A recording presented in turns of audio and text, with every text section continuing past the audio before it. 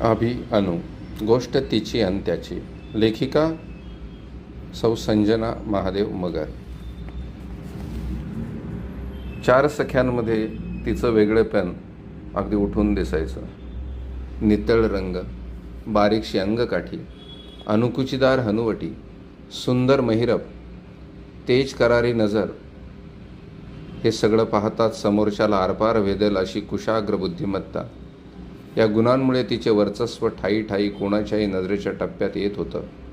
नेहमी लागलेल्या तंद्रीमुळे मैत्रिणीही चिडवायच्या तिला, आणि खरं तर तिलाही समजत नव्हते अशी अनामिक अचानक हुरहुर का दाटून येत होती.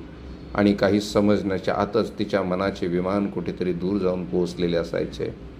इतकी उत्कटता, इतकी आतुरता त्या क्षणी तिला जाणवायची की ती त्यामध्ये त्याचे रूप आठवून त्यातच हरवून जायची.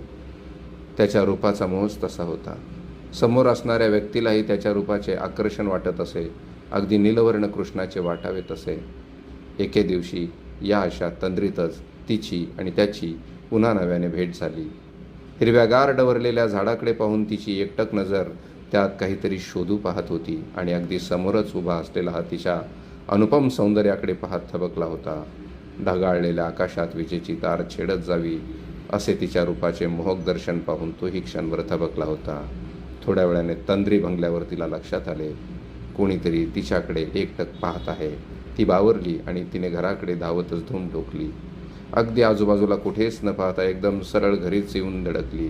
नाहीतर येताना समोरच्या घराचे उघडलेले गेट तिला नजरेस नक्कीच पडले असते, आणि तिच्या लगेच लक्षात आले असते की मगाशी तिच्याकडे एकटक पाहणारा तरुण म्हणजे तिच्या बालपणीचा सवंगडी अभिजितच होता.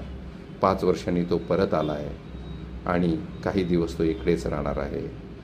इतकं सुंदर प्रभावी वर्णन असलेलं, निवेदन असलेलं हे पुस्तक माझ्या हाती आलं आहे. अनेक पुस्तकांच्या लेखिका सौ संजना मगर, ज्या स्वतः वित्तीय सल्लागार आहेत, परंतु साहित्यावर प्रेम असल्यामुळं अनेक पुस्तकांची निर्मिती त्यांनी केली, आणि आता ही कादंबरी आपल्या भेटीला आली. कोणत्याही हुशारीचा फायदा तेव्हाच असतो जेव्हा ती हुशारी आपल्या लोकांसाठी, आपल्या माणसांसाठी वापरली जाते. अतिशय चांगलं पुस्तक आहे. पूर्ण वाचून आपल्याला मी सांगेलच तुर्तास इतकंच. धन्यवाद. अभि अनु, वाचत रहा. गोष्ट तिची आणि त्याची.